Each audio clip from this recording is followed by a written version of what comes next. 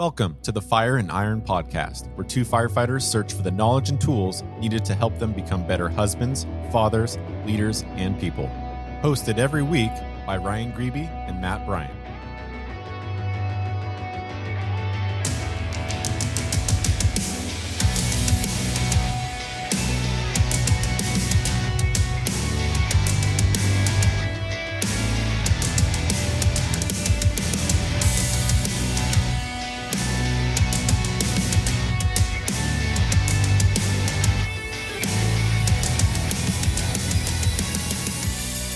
Welcome back to the Fire and Iron Podcast. On today's episode, we are joined by Fire Captain Jeremy Sanders.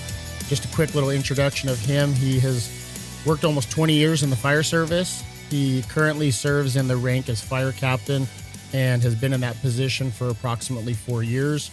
He is married to his wife, Erica. They have 7 kids and live on a small farm just outside of Tulsa, Oklahoma area. Jeremy's the founder of Crew First Culture that he started in 2019. And then he also began his podcast, Crew First Culture, in March of 2020. We would like to welcome Jeremy to the podcast. How are you doing today, Jeremy? Man, I'm good. I don't feel good, but I'm good. I feel like crap right now, but I'm excited to get on here and kind of meet you guys and dig into whatever you want to dig into. I enjoy what you are both doing, your format of your podcast and what you stand for. And so I'm excited to kind of create a contact and a relationship with you all. So thank you for having me on. Appreciate it. Yeah, no, absolutely. And we kind of feel the same way. And that's what, you and I had talked about on the phone the other day is, especially, I mean, we're West Coast, you're kind of, Midwest, and it's a lot harder sometimes for us to kind of get out to some of the conventions and meet other people and kind of interact that different way, where Instagram, social media, and things like that have kind of helped close that loop a little bit. Yeah. We had different guests on the podcast sometimes that we're not really closely related to in the same area. And so we're excited kind of to continue to branch out a little bit and get different folks on, because West Coast, we all know, has a certain way of doing business. Midwest, different a little bit. And then East Coast, even more different. But yeah, what we're finding, and what I'm finding, especially when we talked the other day, is that a lot of our frustrations within the fire service are all very similar, right? Like we're all kind of in a different culture and stuff. So I kind of wanted to start out and just read through, as I was preparing for this, and Ryan as well. We were looking through your website and some of your social media stuff. And so I thought it would just be good to kind of read what your mission is and why you kind of founded Crew First Culture. And then we'll dive into some questions from there. So it says, that your mission says to share the importance of value-driven leadership, to spread positivity in a negative world, to add value to as many lives as we can, to share our mistakes and victories in order to help others become better leaders at work and at home. So if you don't mind just kind of giving a brief little intro on what prompted you to dive into Crew First Culture and create your platform to be able to kind of spread that message.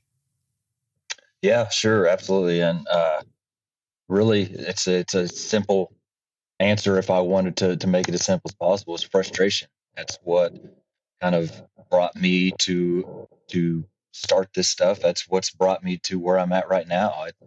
And if you hear the word frustration, it's got a negative connotation, and you can definitely take some negativity from that. But I've kind of come to learn that frustration is a good thing, and it's good if you allow it to be good.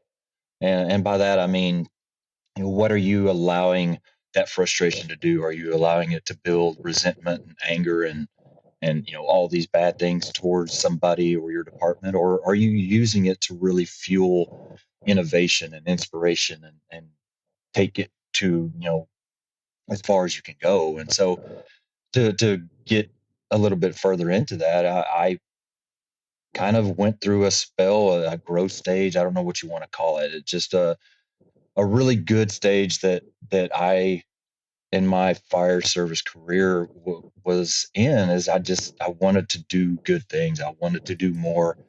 I've been on my particular department for, at that time, 18 years.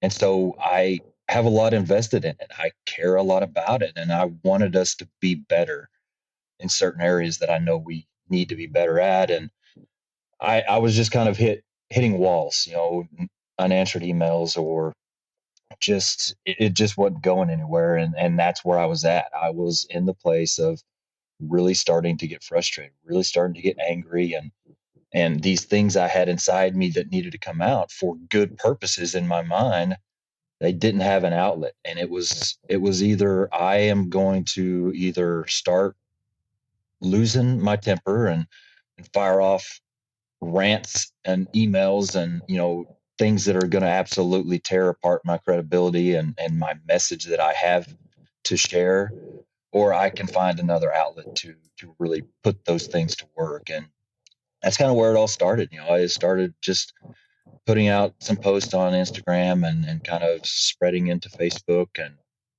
for just because I guess I'm on the path that somebody else that luckily is put on me. I've found out that I really enjoy being a part of podcast. And so as far outside of the realm of me personally, I started, hosting a podcast. And a lot of the things I'm doing, man, it is honestly so far outside of the character that I have, or the person that I have always been. I've always been deathly afraid of public speaking. I've always kind of just been the quieter person that listens more than they talk, and not really anybody that is the storyteller or the communicator. That's not me. And so some of these things that I've done over the past couple of years is really outside of the realm of who I always thought I was. But I've really enjoyed all these different things, and really enjoyed kind of the effect that the feeling of being able to help others. And I know you guys kind of share that as well. And so that's really kind of the Cliff Note version of kind of how it started, I guess. No, perfect. And I think one of the things, like if you look on your website, and one of the things that you kind of have as a logo or as a mantra, I guess, is stay humble and do work, right? And to me, I really like that idea and that mentality of, it's almost exactly like, to me, that's kind of a saying that I'm at a loss for words what I'm thinking of here, but it's sort of the peak of where you were, right? Like you were frustrated and you didn't want to lose credibility, right? That was a note I just took, is like, hey, when we start to get frustrated and we kind of fly off the handle, we're sort of going the wrong direction of any message that we want to share and we want to, bring out to other people. So that is the epitome of what you didn't want to happen. So you had to stay humble and get to work, right? Like, and be willing to put in the work to not lose credibility, but to kind of create change. And did that kind of mantra sort of kind of start to grow inside of you, that you created that within yourself to make this change? Honestly, I don't know if there's really much change. I mean, that saying is kind of just who I am. It's hard for somebody to say I'm a humble person. It kind of goes counterculture of what you're saying, but yeah, exactly. That's kind of who I am. I don't like talking about myself. I'm not a self promoter, which also makes all of this very hard, because you can't have a podcast that grows, or a social media page, or whatever else that grows, or definitely like speaking at conferences or things like that, if you don't put yourself out there and really kind of somewhat promote yourself, it just doesn't work. And so that's been hard for me to find the balance of what's okay and what I'm comfortable with and what I'm not. So, but I think for me, a lot of this stuff is just who I am, who I have become through all the life's experiences, all the experiences from work, and really what I'm lucky enough to be able to have done over the past couple of years is finally kind of put some words to it. The whole stay humble and do work. It's nothing profound. It's the do work. And I know there's a lot of people out there that know it, a lot of people that don't. It's just a goofy saying from a reality show. Rob and Big, I think is what it was. We used to watch it at the firehouse years ago.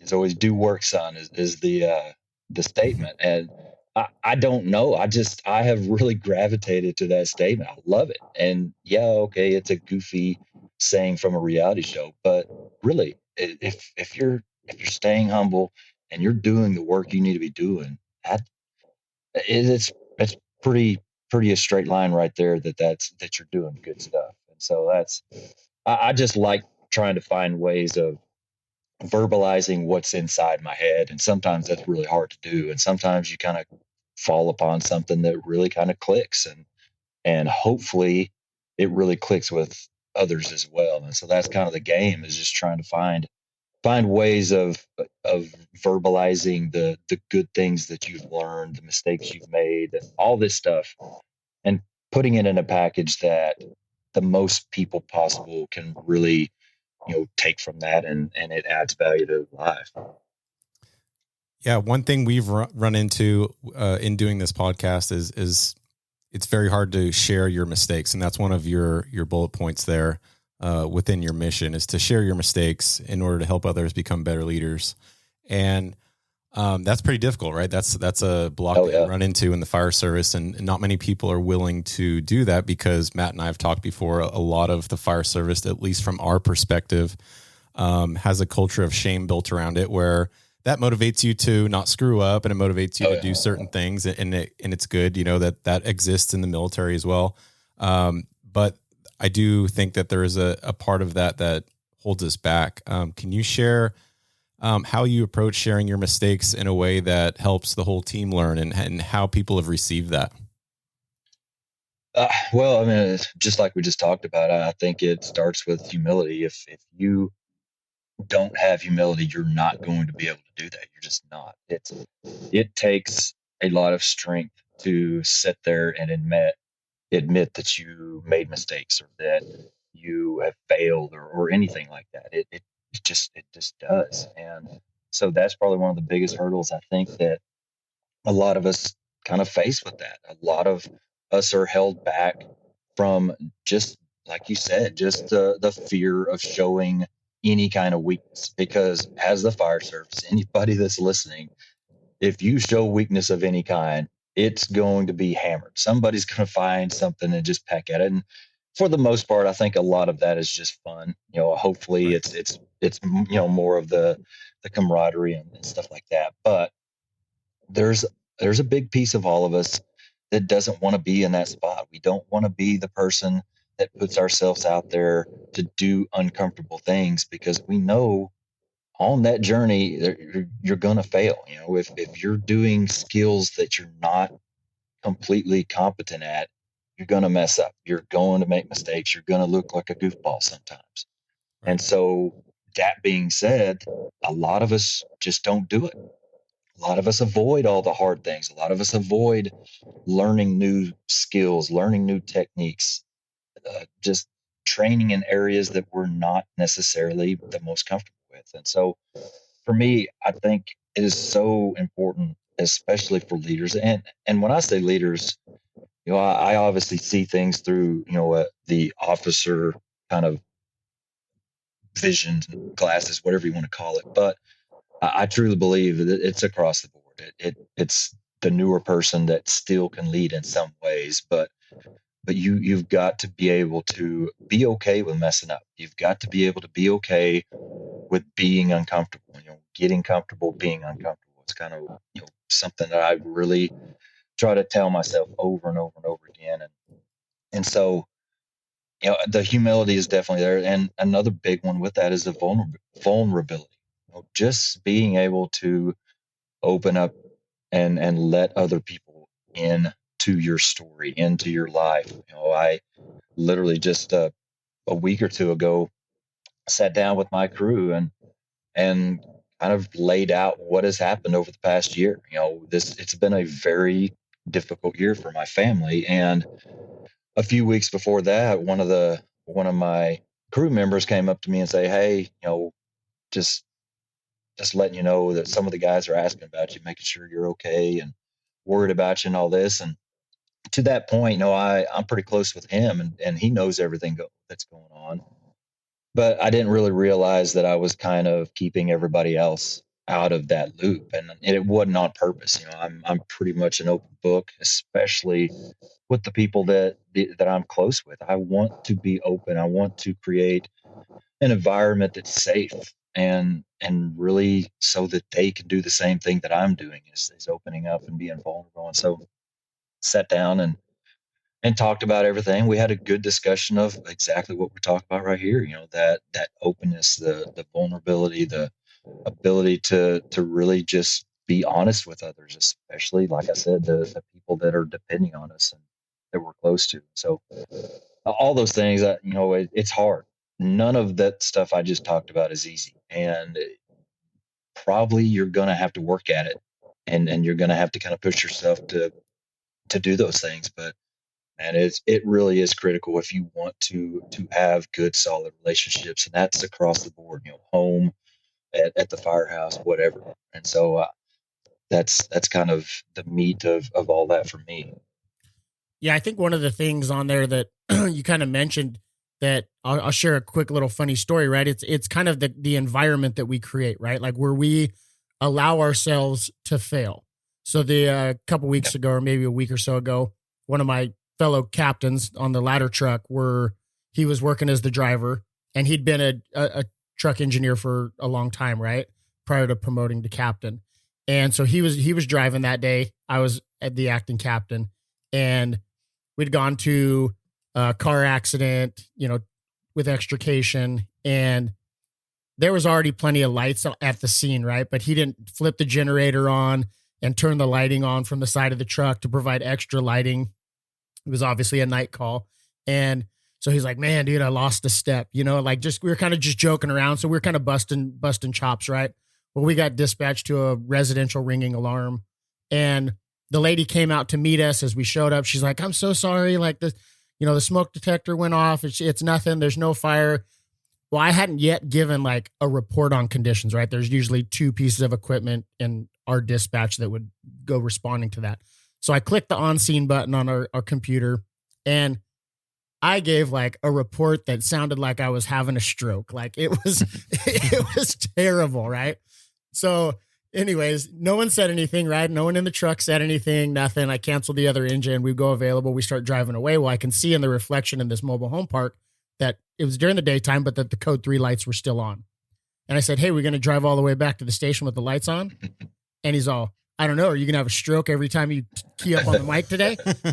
And so it was just, just a little banter, right? Like inside the cab. But it was perfect, right? Because we had already created this culture and this environment where we're okay to bust each other up, right? Like that's the fire service I've been a part of my whole career. Like we've got to have that sarcasm, and it's the same thing with sharing maybe the more intimate stuff, right? Like the hardest time to share intimate stuff of what's really going on in our life and sharing our actual mistakes is really just that first time. And like once we kind of break that barrier to entry and we start to create that environment where it's like, it's okay to share. Now, is it okay to walk around all day and cry about every single mistake we made? I don't think so, right? There is a dichotomy there that's like, hey, we've got to keep it together, but we also have to be able to create that environment where it's like, "Hey guys, can we go out and train on this?" Even as the captain, and say, "Hey, let's go out and do this today because this is an area of weakness. And yeah, maybe you guys are going to do the work. And I just need to say, hey, we're going to go ahead and set up for an aerial pickoff. We've got, worker down up on the roof there. Like, let's just get it all set up."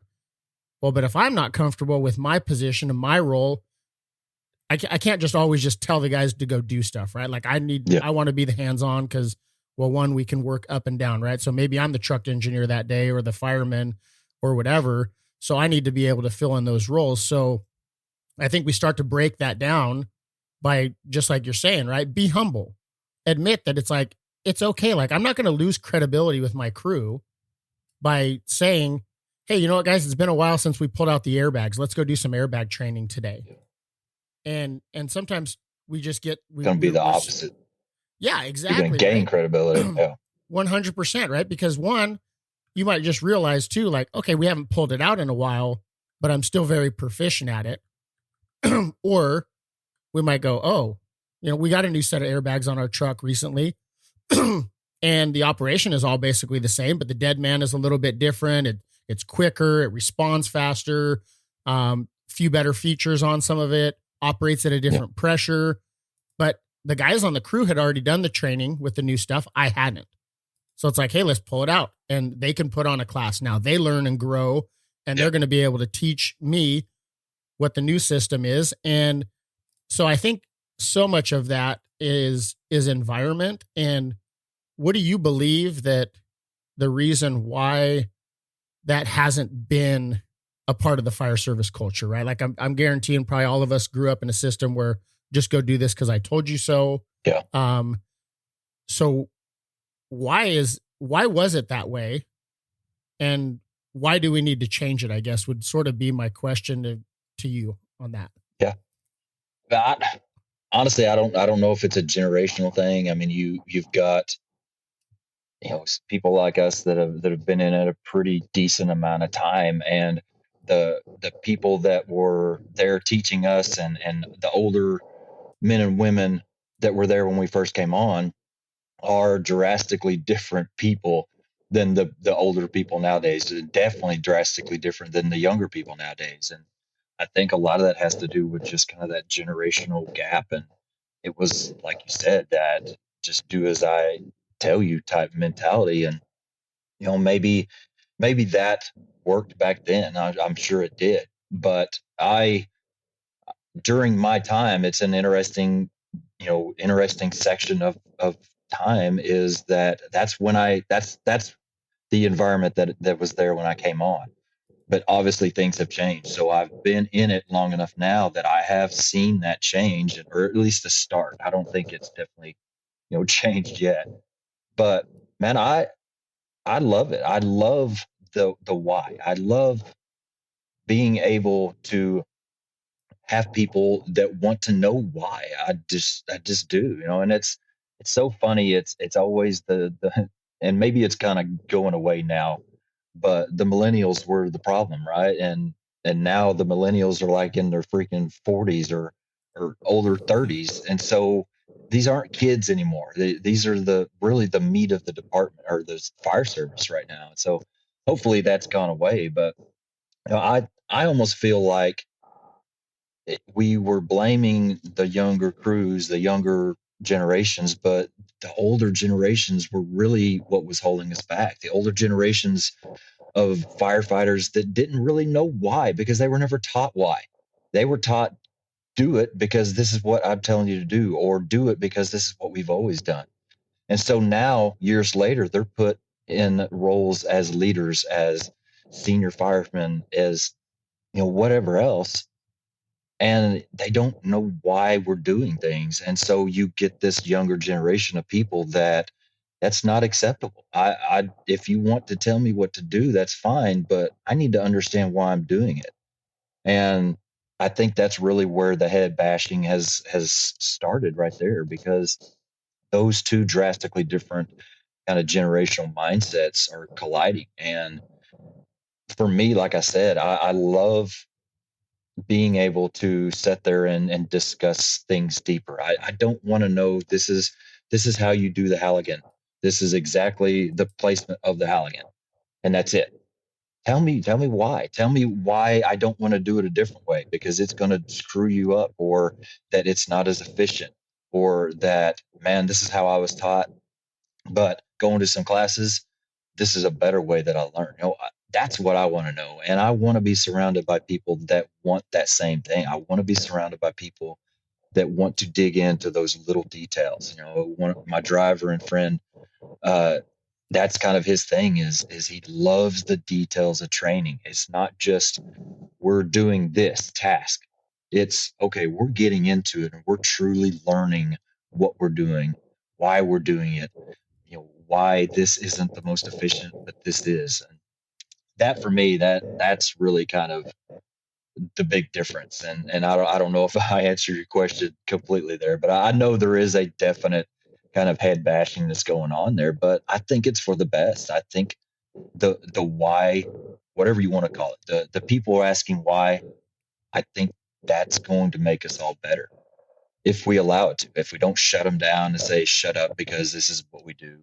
That I hate that. I want to get better at answering those questions. If you don't know the answer, go back to the humble. Okay, I don't know, man. I'm sorry, but we're going to learn it, or we're going to find somebody that does learn it. And so that for me is kind of how I'd like to wrap up all that. Yeah, that's what we both experienced, I think, coming up, and a lot of that. There's a lot of utility in that, right? Like there are times on incidents where we have to be very direct and there's no time to sit and explain things. But what I think most people understand is that has to be paired with the training beforehand, or the leader's intent beforehand, and knowing what, if Matt's my captain, we have a discussion beforehand, and that's hard with, our department, because typically we don't have the same crews every day. So that becomes really difficult. But as much as you can, setting up those expectations and communicating beforehand makes that easier. But yeah, typically how I came up was more just do this, don't ask questions, and not a whole lot of follow up on the other side of that of here's the why, here's why we did that, maybe through AARs or different training and things like that. Yeah. So I think we all can acknowledge that that's important. And that's a good segue into kind of the next thing we wanted to talk about is, this is a leadership issue, like just straight up. It's if you want people to do what you need them to do, you have to lead. And we're getting a lot more content out there and books and things that we can refer to that help us be better leaders. And I know for me, when I became a captain in 2016 and I started reading about this stuff, it blew my mind, because I was like, wow, this is like all the stuff that I wish I knew a long time ago. And I wish others had used with me coming up, but it's great. So how do you see leadership in the fire service right now at the station level, not just these high-level chief officers, but down to the captain and the engineer company officer level? How do you see that affecting change where you are? It's spotty. I would kind of describe it as I feel like. And the good thing about doing the things that we're doing, putting ourselves out there and kind of starting to build a network outside of our organization, is you start meeting people across states and everywhere else, and you start figuring out that, okay, I'm not the only one facing this issue. I'm not the only one fighting this fight. I'm not the only one frustrated with this. And it's very helpful to really have that kind of that support system. But I think we're doing a better job of what we need to be doing. The whole conversation that we just had about the why, and either do as you're told because I say it, or let's talk through it and find the best way. That those two mentalities, I think, if we could get away from that one particular area, we're definitely going to be better off. Really, for me, and this is something I really focus on probably more than anything else, and we've kind of touched on it a little bit already, but for me as a station officer, one of my biggest goals is to create a culture that I want to be a part of at the firehouse. And that, it's a huge picture. It's a huge ball of yarn that has all kinds of stuff attached to it. But creating a safe environment, like we talked about, creating an environment that we have fun and we are allowed to have fun, creating an environment of learning and growing together every day, taking care of each other, and knowing that we have each other's backs. Just being a part of a team that truly cares about each other and spending time together. That I would not function very well on a crew of people that just want to hide all day and be by themselves. And luckily for me, I'm with a crew of 4 other people that we spend pretty much the entire time together until, we go to bed. And so that's really a big focus of mine. And I think that area we all need to do a lot better. We all need to do a lot better as far as creating a family environment at work, and really, getting the most out of that, because that's where we spend the most time. It's not on fires, it's not on wrecks that, really the most training we get as officers or leaders is, making critical decisions at those times. Yeah, it's great to have that, but the scariest part of my job is not going into fires. The scariest part of my job is having to sit down with a closed door in my office and have a serious heart-to-heart talk with somebody that I care about, because there's something that needs to be dealt with, because I don't like confrontation. And so that's for me, that's the way it is. And so that's really kind of part of this whole process, is trying to figure out a way to create an environment that I truly love coming to work in. And hopefully, the rest of my team feel that way too. But man, I do honestly think that we need to get a lot better with that. You talked about, the AAR, the after action reports. Part of I'm listening to a book, Culture Club, right now, and it talks about, Navy SEALs having these after action reports after each mission, and truly being humble enough and honest enough to lay it out there and say what messed up and how they can get better. I think there's a lot of that missing nowadays, at least what I'm seeing. It's always the, hey, you did a great job, fire went out, blah blah blah. Yeah, but there's three things that I saw happening that were awful or that was screwed up. I was a part of one or two of them myself. Why can't we talk about those things and really use all of this to make ourselves better, make our teams better, to really excel and put everybody in a place of the best place to succeed? So a couple of things that I had written down while you guys were talking about this is that I'll throw to either one of you, right? But in creating that environment that is like the learning environment, the family environment, do you find, so part one to this would be, do you find that in creating that environment, I think for myself, man, if I had the environment that I'm working to create as a captain, I would have really, really thrived as a fireman. But as one of my co-captains and I've recently been discussing, a lot of times we feel like we get kindness for weakness. I want to create a culture that is more open door policy, right? Not that, but also open mind. I'm sure you guys have heard that, analogy, right? Like the door's open, but the mind's closed. Come on in and share what you want, yeah. But you're not changing my opinion, right? Yeah. But having an open mind, but then sometimes that doesn't necessarily translate into, for me, I always have looked at it like, I don't want to disappoint my captain. I don't want to disappoint my chief officer. If they have to then pull me into the office and have that hard conversation, like you were just saying, Jeremy, then, man, they don't even need to have that conversation with me, because the moment they even just tell me that we need to talk, I already know I screwed up. I'm going to internalize that. But I'm finding, and I won't say with my own crew, because I'm super blessed with the crew that I have currently, but I have seen that where that kindness and that ability for me to want to befriend people, get to know them on a more personal level, doesn't always translate into them taking action on their own. And sort of like, oh, Matt's cool. Matt, oh, he's chill. This captain's a real kind of hard ass. And like finding that balance, do you find that is a difficult thing to kind of navigate? Is like, where do I create the command presence, but also let them know that I care about what how their kid did in their baseball game or their basketball game or whatever? Do you understand what I'm saying there? Like, and do you find that as something that is difficult to change within the culture as well? Yeah, for sure. And it's all personality kind of, it varies with personalities.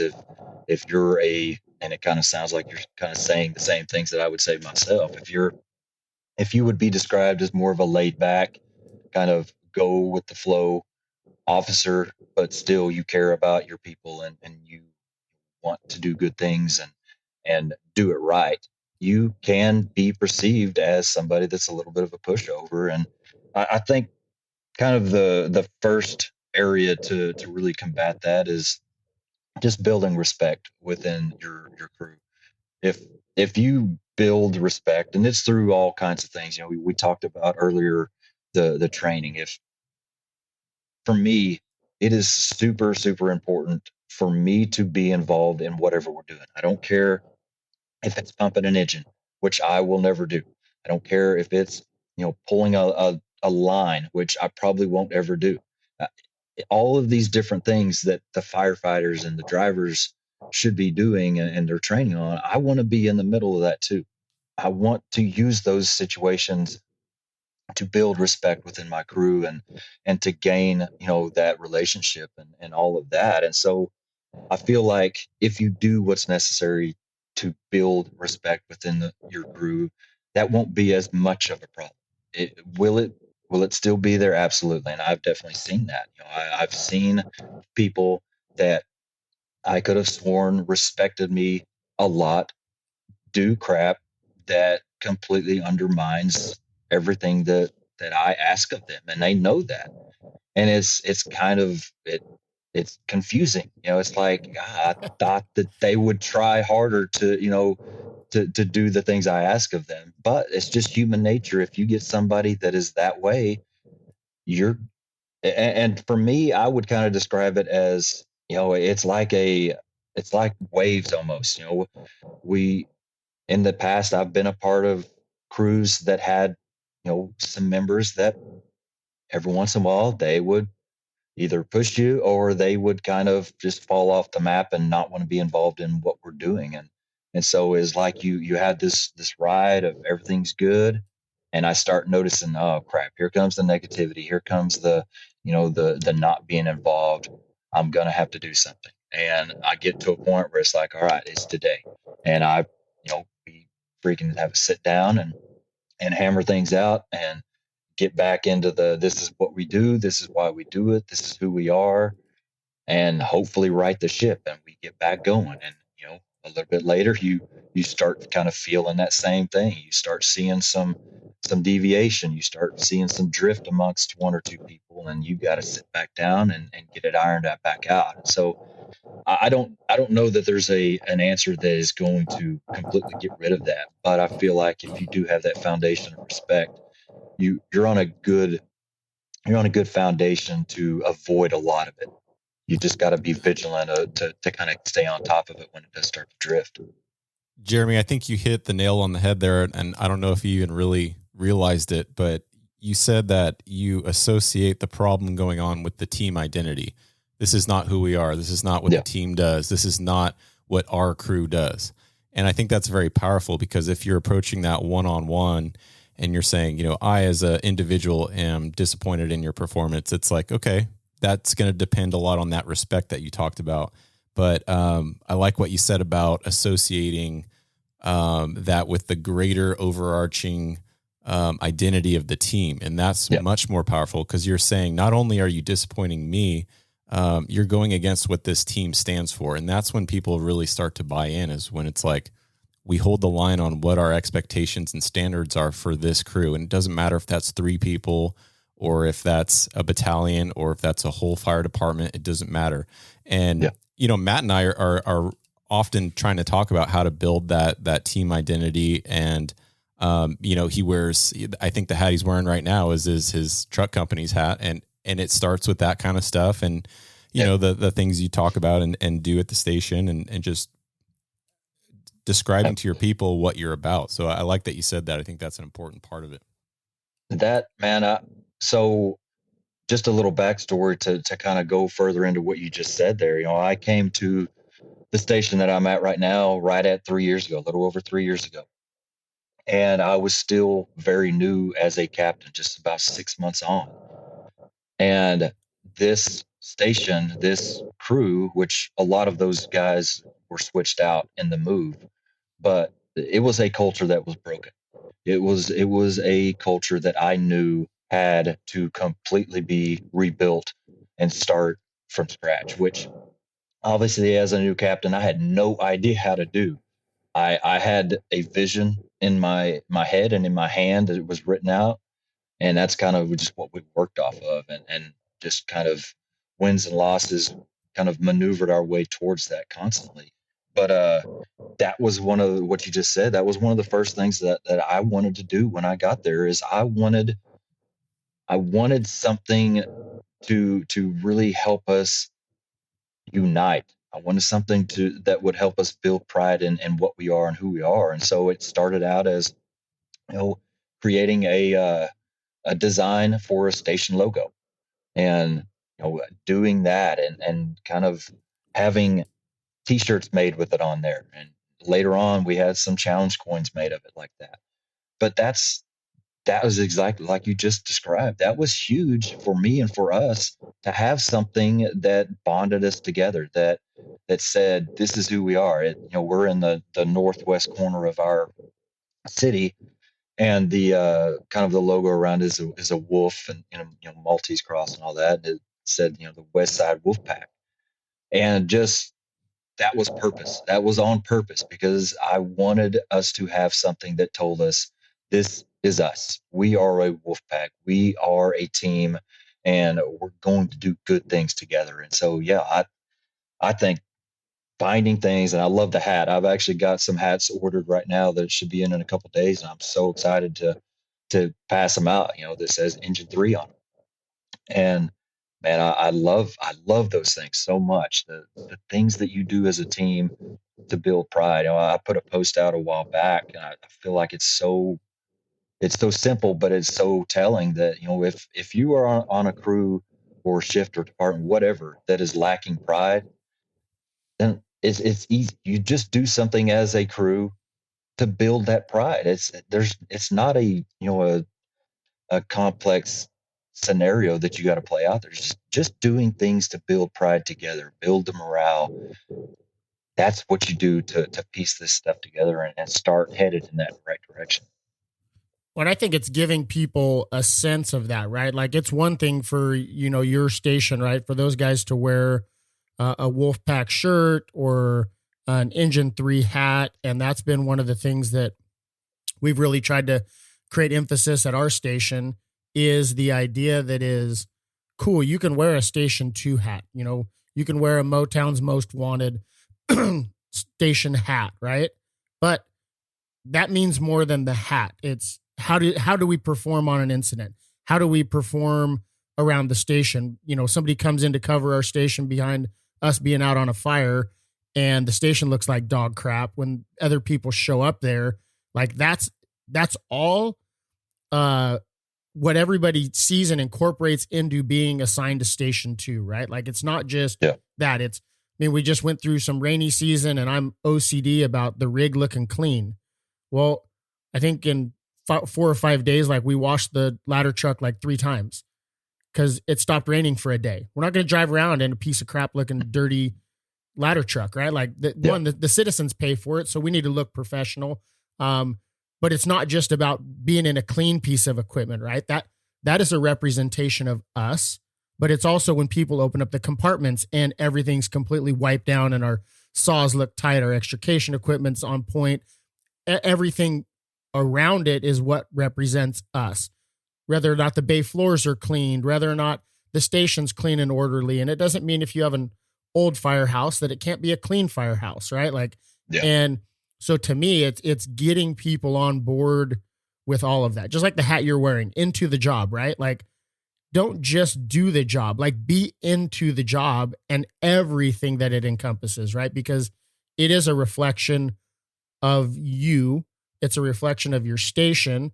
It's a reflection of, my neighbors in my neighborhood. They all know I'm a fireman, right? Like, and people will say like, oh yeah, we really like having a fireman in the neighborhood. We know if there's an emergency. And I'm like, well, I'm like a plumber without a wrench when I'm off duty. Right? Exactly. There's a hydrant in front of my house, but I can't hook up to it. Right. But at the same time, like, you are a representation of those things. Yeah. So live a lifestyle that is in accordance with that. Right. Real quick. And I don't know if you guys have thought about this or not, but we were talking about the after action reviews, right, on incidents. And probably a couple months back, we had a fire in the city, apartment fire. And most of us were, well, not most of us, but most of the people that were on duty that day were off duty for the fire, right? There was a couple guys that were still there that were on a couple pieces of equipment, and we had gone out to just do some building size ups, like, hey, if we had a fire at this church or this building, like, where would we ladder the building? Where would our hose stretches be? Where are our hydrants? Just kind of doing a general like pre-plan, right? And so we went back to this apartment fire and did a walkthrough. And I don't know if you guys do this much, Jeremy, but I found it super beneficial to actually go back a couple days later when everybody's mind isn't tired, we're fresh, and we can look at the overall incident and go, hey, where was the hose deployed? What were the tactics that were taken? What was done on this incident? Yeah, the fire went out, and like most of the AARs, usually everybody's like, yeah, good job. Nobody got hurt. Everything's great. But there were some true lessons that needed to be learned on this incident. And then we incorporated that into some training a couple days later of hose deployments, up stairwells, to landings that weren't necessarily done correct, I would say, or at least in the best place for this fire, that needed to be lessons learned. And so sometimes I think that maybe going back a day or two later and revisiting some of those incidents may be more beneficial to us than like right in the heat of the moment where, even disciplining an employee, right? Like, oh, let me take a minute to think about this, decompress, and detach a little bit, and then I can come at it with a clearer mind. I don't know if you guys have done much of that, or if that's a practice. Maybe you guys. Man, it's funny that you bring that up. But early in December, first week of December, my shift had a fire. It was actually second due for us, but 3 of our 5 guys were gone, including me. I was gone, my driver was gone, and one of my firefighters were gone. And so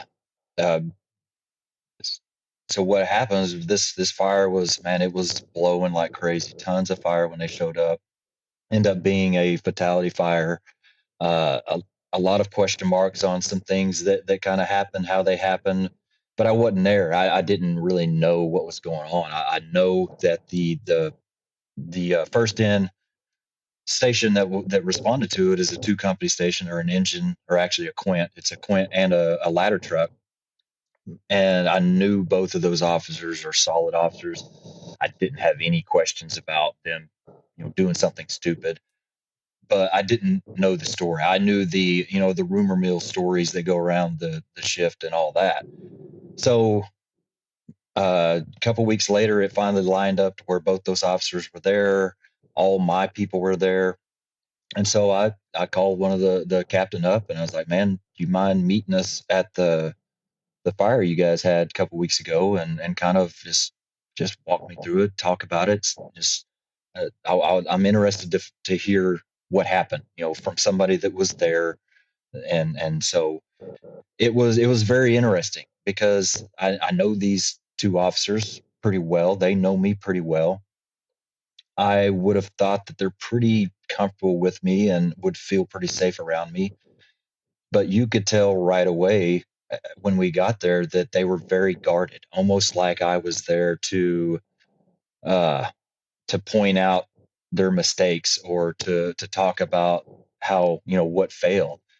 And so that was kind of when I started feeling that. It was like I tried to really impress upon them, man, I'm not here to pick anything apart. I'm honestly here to learn, because I want to learn from this situation. And so it kind of opened up a little bit. They got more comfortable a few minutes later, and we got a good walkthrough, and I think we got a lot out of that. But yeah, if you're talking about doing things like that, I love it. I think it's a great opportunity. But it's that, what we talked about, when you start mixing in other crews, maybe you have a good tight crew and trust and feel safe together, but you start branching out to other crews and other officers, and you start bringing in chief officers, and man, the walls start going up and everybody starts getting itchy, and it's like, all right, what's he up to? What's the agenda here? And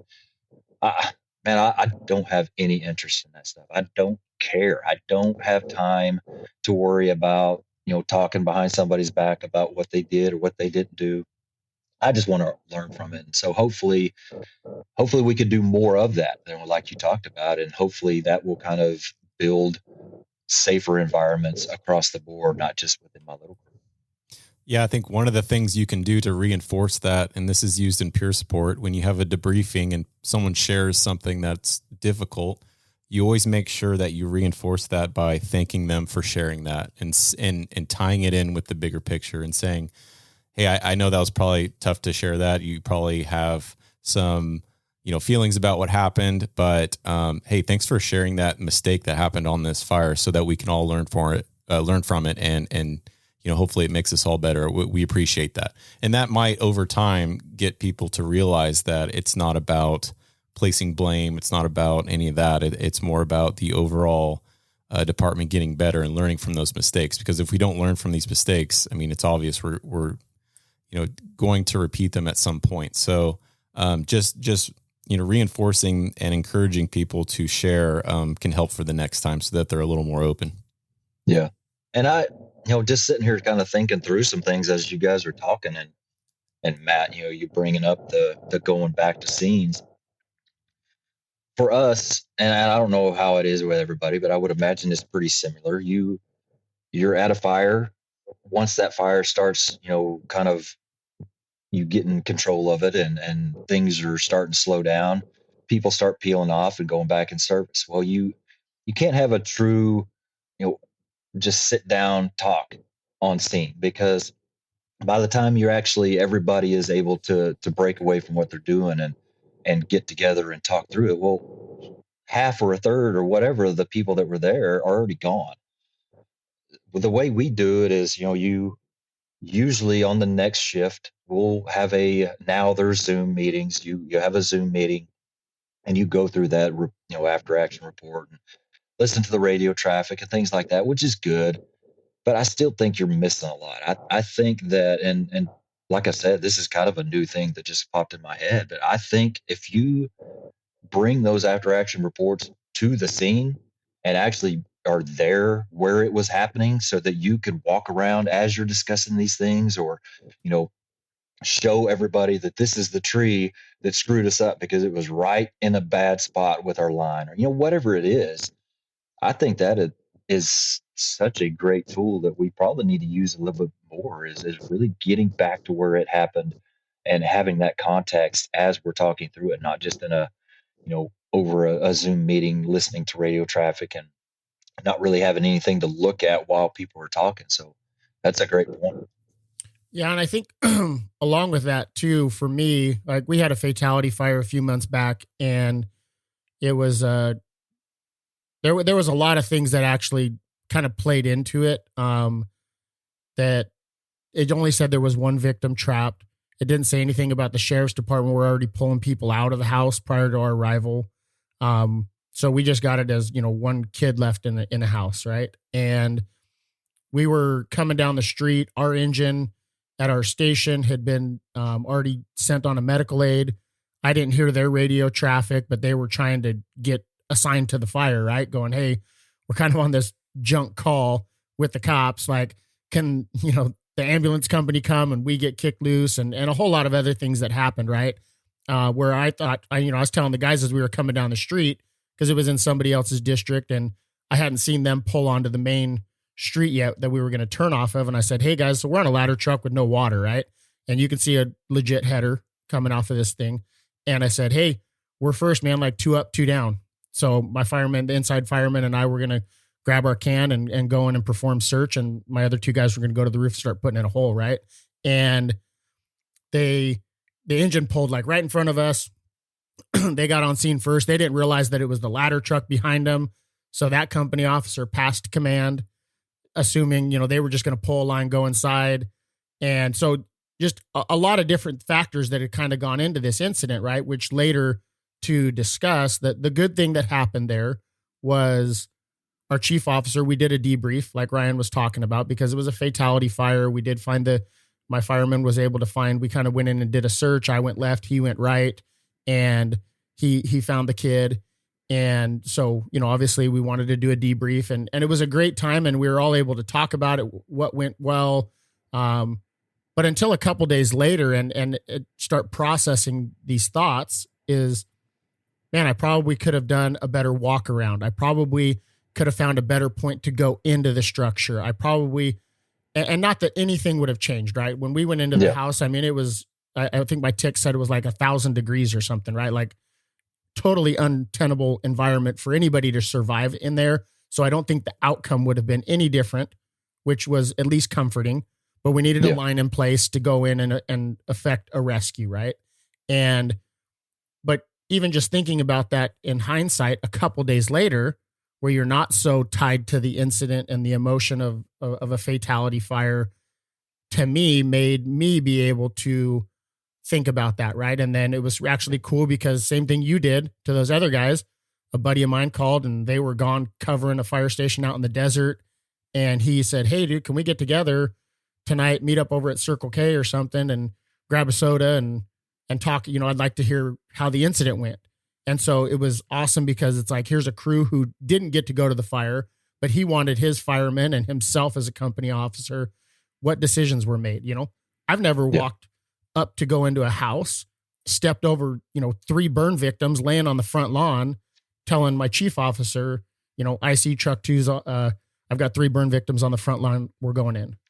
Like I've never had to make that call. Right. So lots of lessons learned, lots of things to kind of go over in that were, way more clear for me a couple days after. And so I think sometimes we can not only just tie this into the fire service and where we can get better with those after action reviews, but I think one of the things we fail to do as firefighters is utilize all these skills that we talk about in our personal lives, that it's not just the fire service, right? Like, are we doing AARs with our family?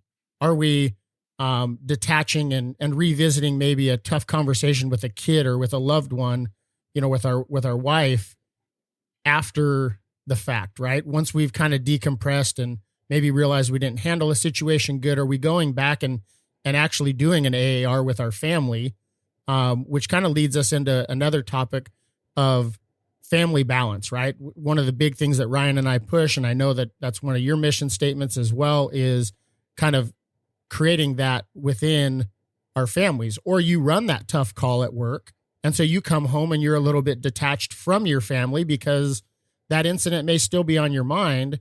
But if you haven't shared that with your family member, with your wife, or even with your family, you might start to kind of react different to them because your head's not in the game for kind of re-entry, right? Back into that other environment where they've just been doing homework and going to sporting events and for you, like tending to things on your farm.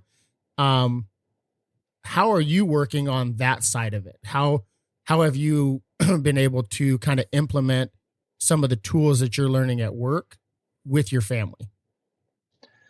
Man, for me, balance is, it's a constant struggle. It is something that I seem to never really have a good handle on it. It's always one way or the other, or however many ways you're splitting it up. I never feel like I've got a good grasp on that.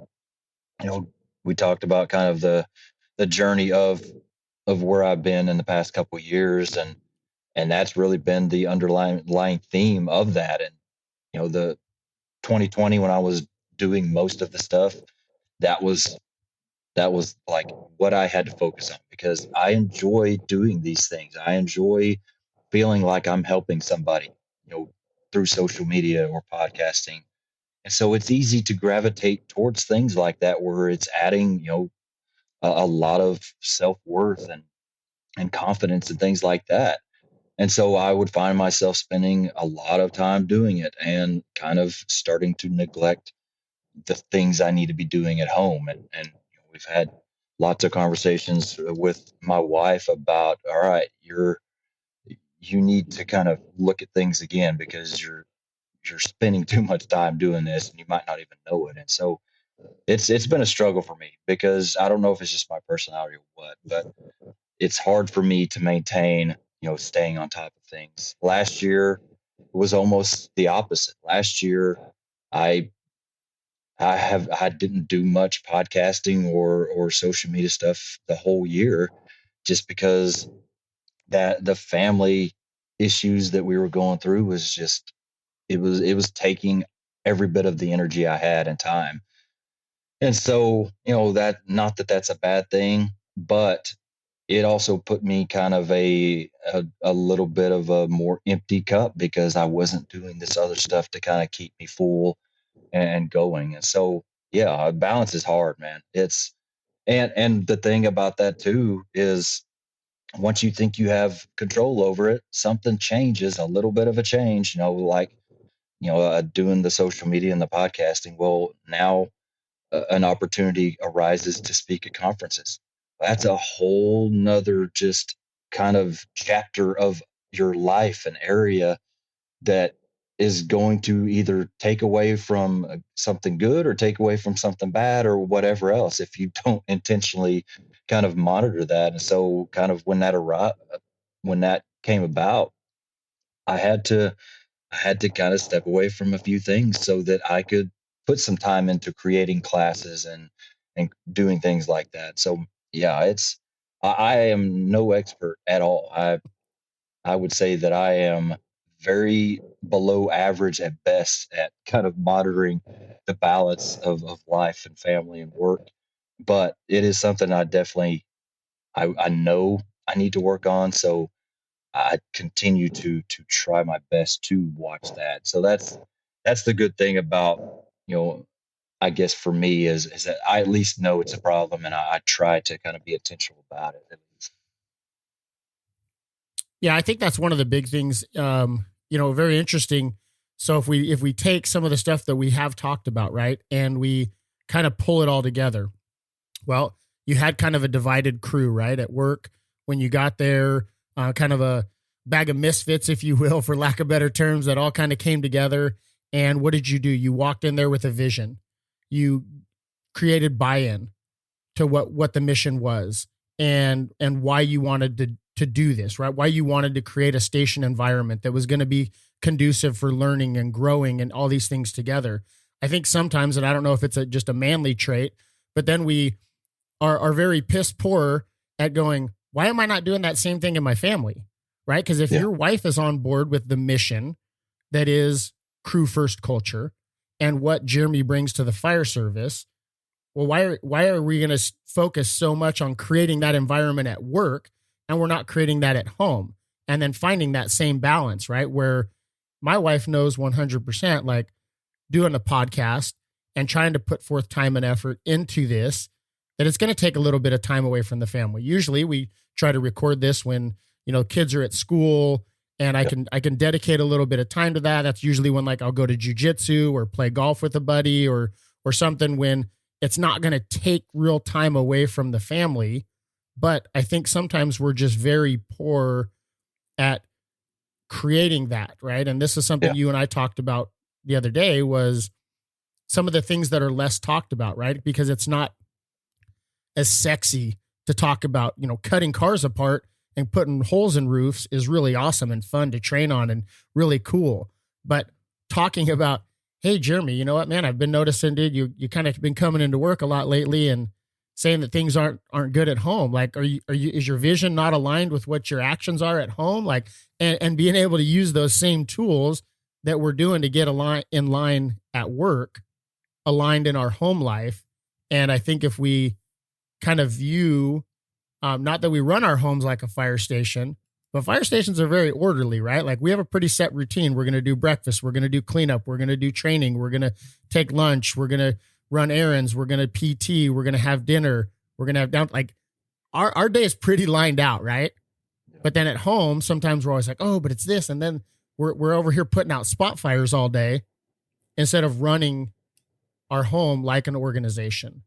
And so I don't know, maybe that is something you have thought about or haven't thought about, but I think it's a tool that we can all utilize a little bit better, is that structure and that vision for our families. And then also understanding time differences, right? Like I've got 3 kids that I have at home. Ryan and his wife are expecting their first in a couple months. And so him and I've had that discussion, like, sorry, man, today was just a mess. Like I didn't get a chance to do anything, right? Like I've been over here putting out spot fires, right? And and he and he has to have compassion for me on time and effort that I can put into something, and be humble enough to accept that. So I don't know, is that a tool or something that you've even considered, is running our lives a little bit that way? I think there are definitely parallels in the areas that I struggle with at work and the areas that I struggle with at home. And that's very easily seen if I sit down and kind of look at what's going on and what I need to work on. I like I said earlier, am a conflict avoidant type personality. That is one thing that I knew going into formal leadership that I had to clean up. I had to minimize as much as possible. And yeah, I put a lot of focus in that. But at the same time, I was completely ignoring the fact that I was doing that exact thing at home and not really putting anything into that. I was putting a lot of the responsibilities of disciplining and consequences and all that on my wife, and just kind of avoiding it. And that's not all right. And so, yeah, that's a big area for me that, and I like, the stuff that I like to talk about, the stuff that you guys like to talk about on your podcast. The awesome thing about that, we're not talking mainly about tactics. We're not talking about, techniques of different skills. We're talking about, life lessons. We're talking about character traits. We're talking about making ourselves better. So that being the case, it's very easy to take these things and just spread them across your life. Not only making myself better at work, hopefully, but hopefully the same is brought home. But like I just talked about, if you don't really pay attention to kind of where that those intentions are, or where the energy is going, it doesn't just work on its own.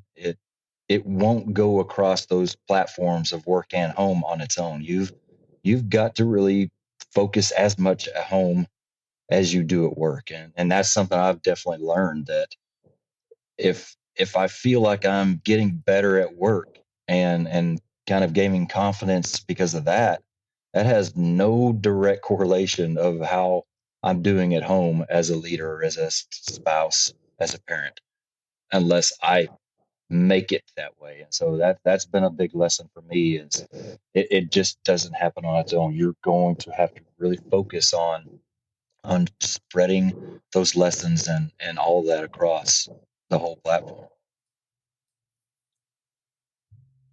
Yeah, no, I agree 100%.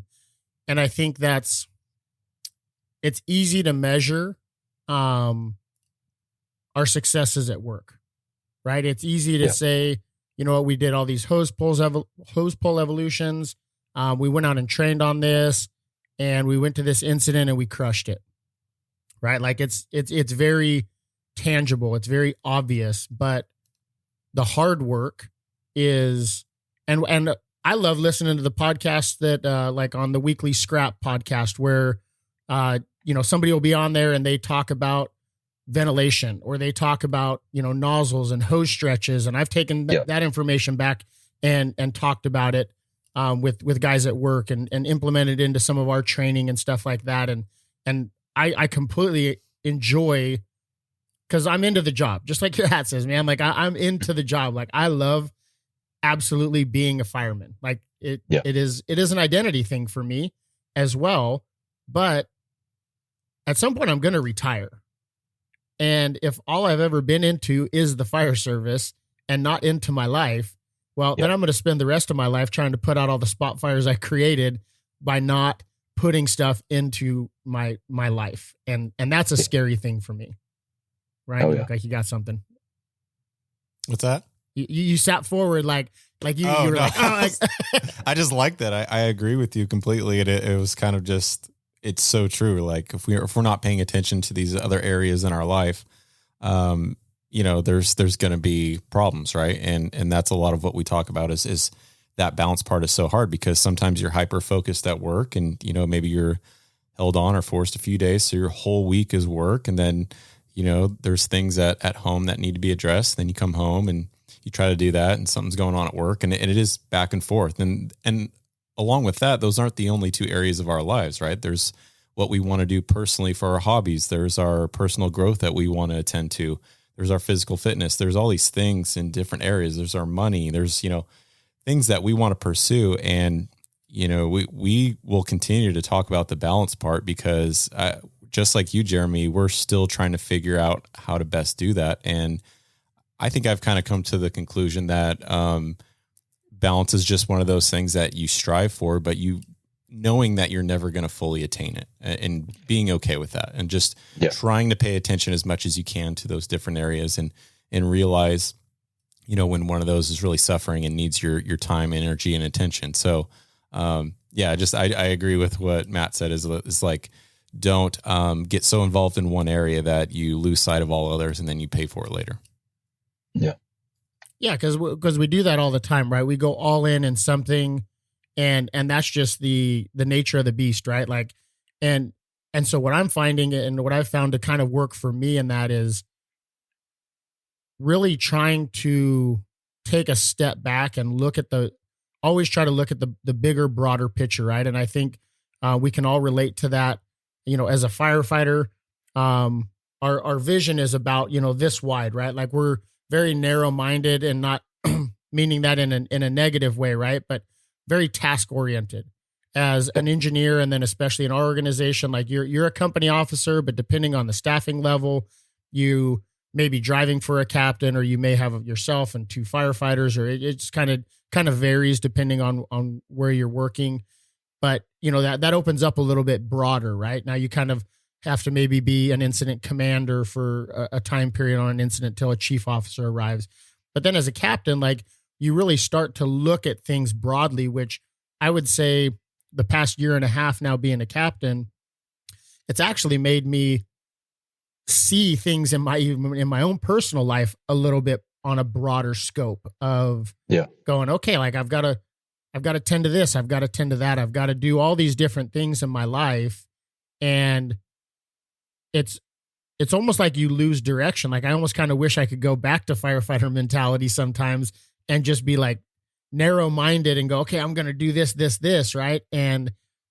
But at the same time, I see way more development in myself as I take on more responsibility, as I don't shirk that desire to want to strive to be a better husband and father and friend and fireman and all these aspects of my life that I think are so important, that I think that's kind of what we're talking about here. And it's awesome the way social media, in my opinion, is that it's like, here we are being able to have this conversation with you, essentially a stranger to each other, but at the same time, we can find so much shared information of things that you're struggling with, that are things we struggle with, that the new hire is going to struggle with. And kind of to round it out, I sort of wanted you to maybe briefly talk about, you were telling me the other day you stayed after work for a little bit to kind of talk to your new recruit class, and maybe just share with us a little bit about what that conversation was about, what you shared with me about them, opening their eyes to the whole fire service around them, and kind of what's your sales pitch to the new guy coming in and what to expect in the fire service.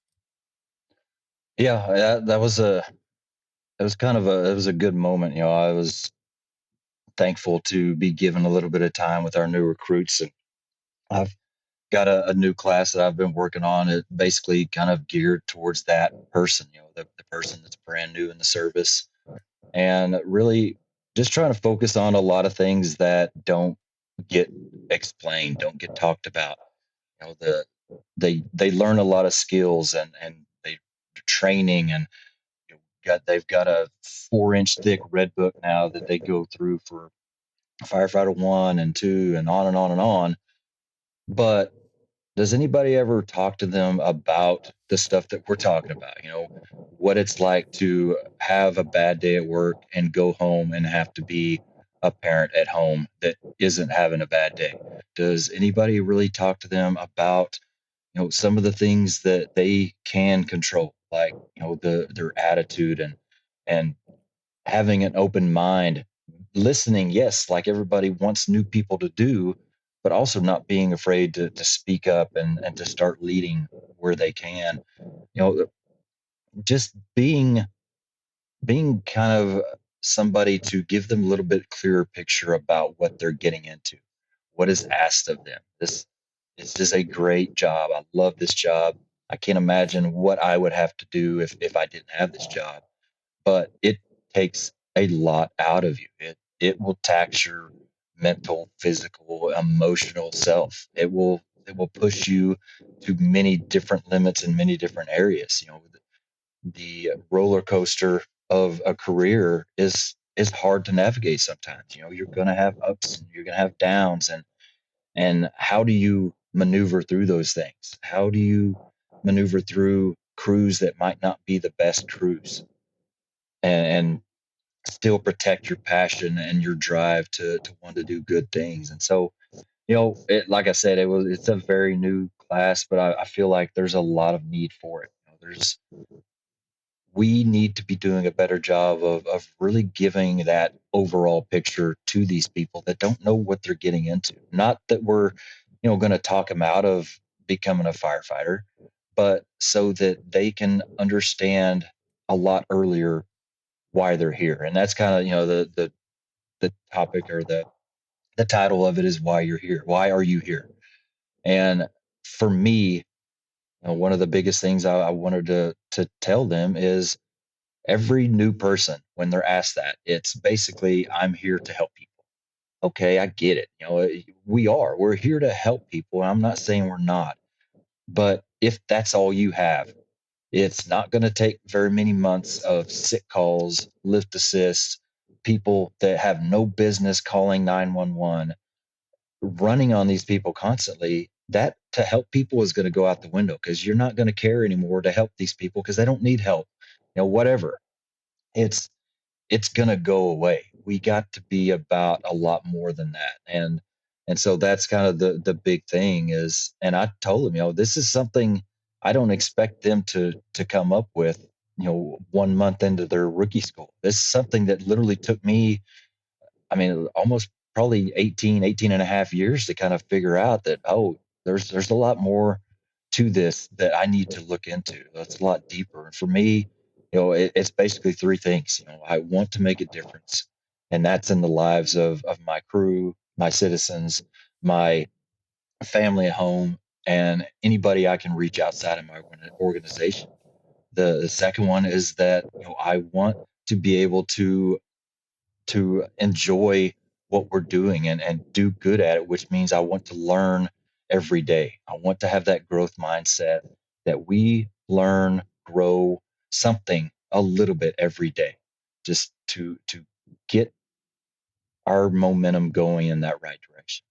And the third one is just to make the fire service better, to do what I can, everything I can, to make the fire service better for not only these recruits that are just starting their career, but the recruits 10 years from now that they are starting their career in the fire service that we are leaving them.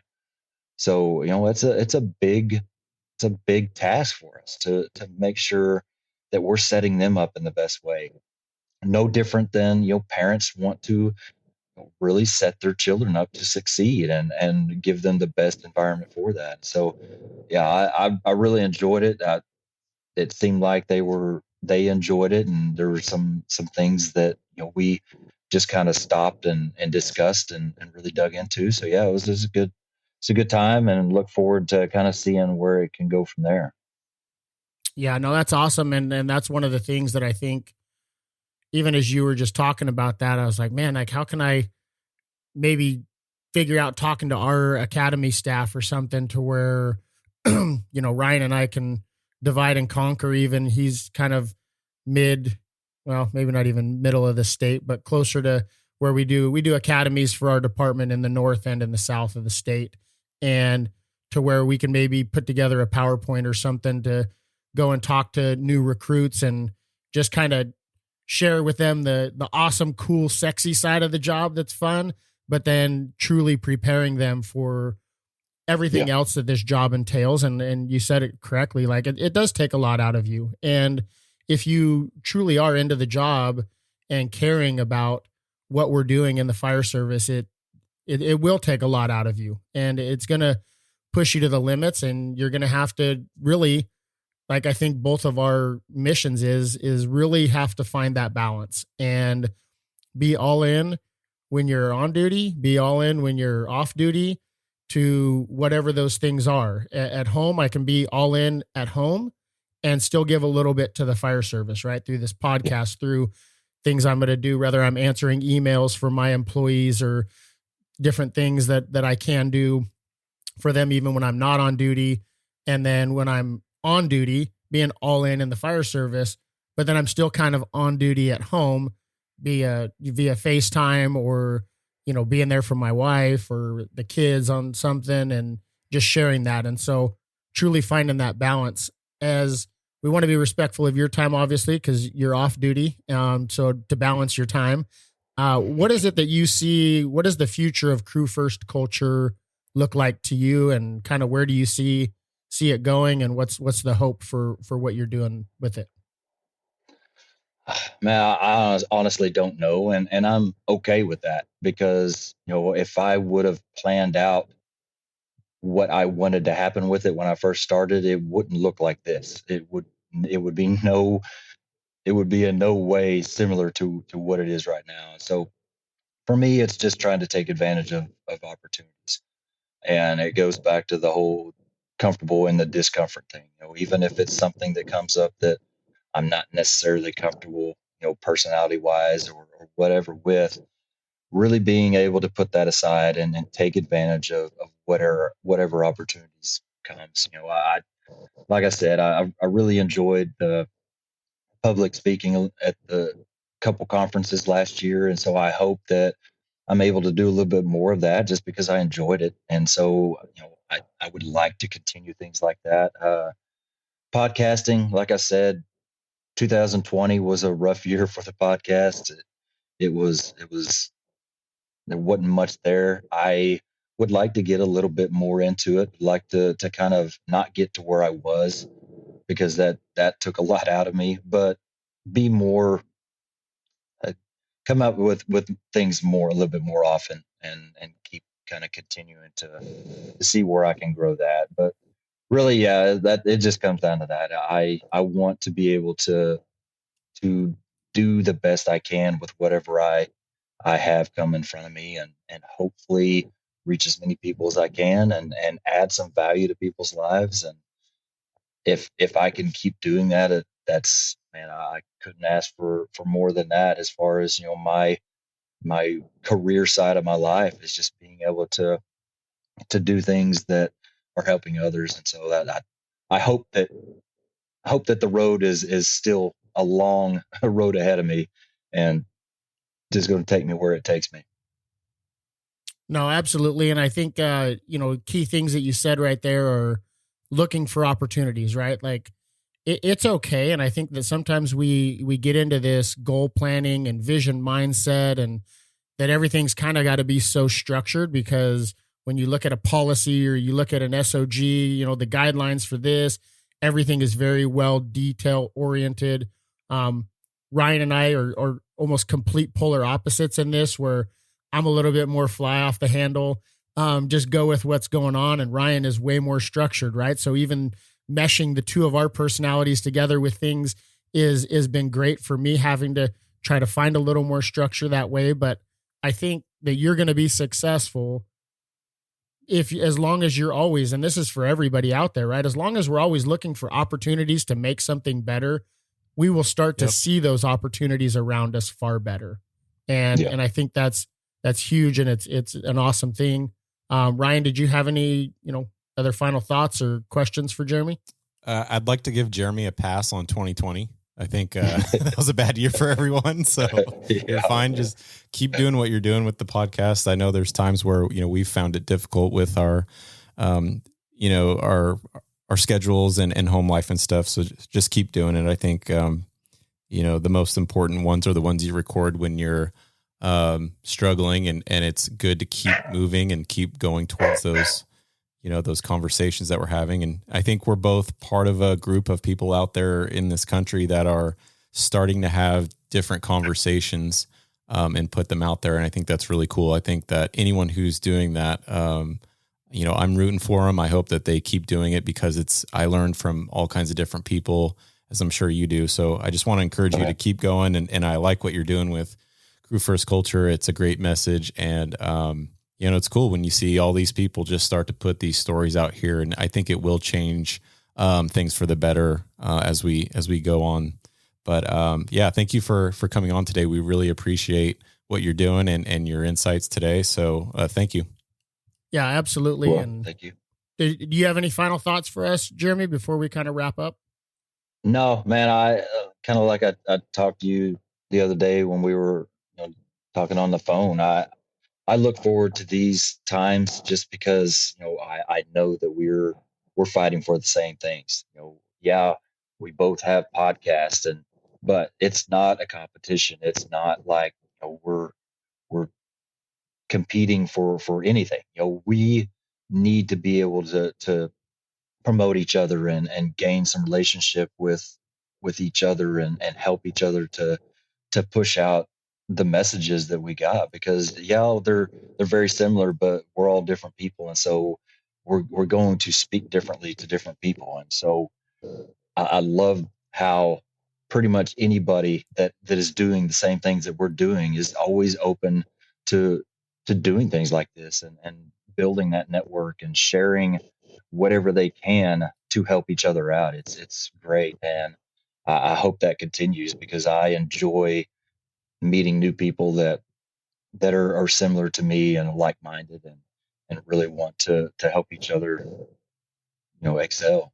So thank you very much. I appreciate it and look forward to what you guys got coming and getting a little bit more insight on just building a relationship with you. So thank you.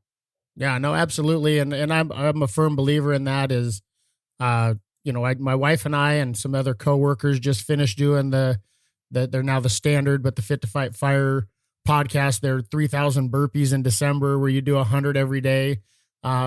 Even I got COVID on the 28th and didn't feel like really doing burpees on the 29th and 30th, but I pushed through and did them and completed it.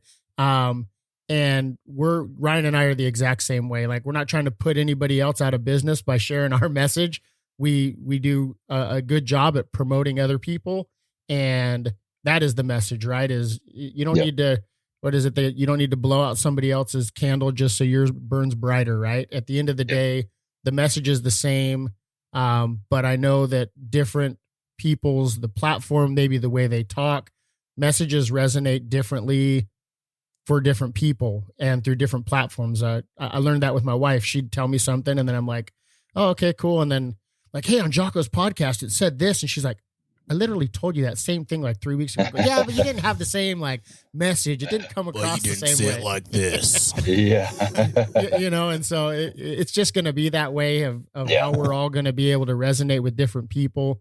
I've learned a lot today. And I think each of our guests will be able to learn. So if you guys are interested in following Crew First Culture, they're on Instagram. He's got a website link on his page, and just reach out to Jeremy. And I'm sure based on the brief friendship we've already created and will continue to grow, that he's one of the guys that are out there that are willing to help anybody out that he can, share his message, and get out there and continue to make things better. So on behalf of Ryan and myself and Jeremy, thank you for listening to this episode, and continue to share the message to make a positive change.